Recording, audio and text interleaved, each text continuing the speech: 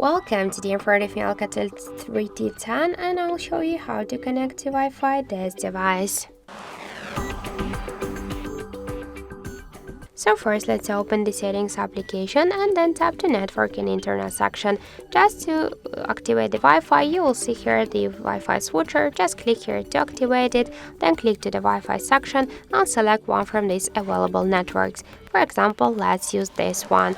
Here we should enter the password. So let's enter it.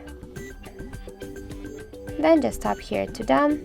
Wait a second, and now we can see that our device successfully connected to this network. So just to turn on or turn off the Wi-Fi, you can use after that this switcher. Also, we got one more way how we can do that. Just first, let's open notification panel shortcuts, and here you'll see the Wi-Fi icon. Just to turn on or turn off the Wi-Fi, we should just click only once on this icon. And to launch the Wi-Fi settings, hold for a while this icon, and that's it. So thank you for watching, and if you find this video helpful, don't forget to leave a like, comment and to subscribe our channel.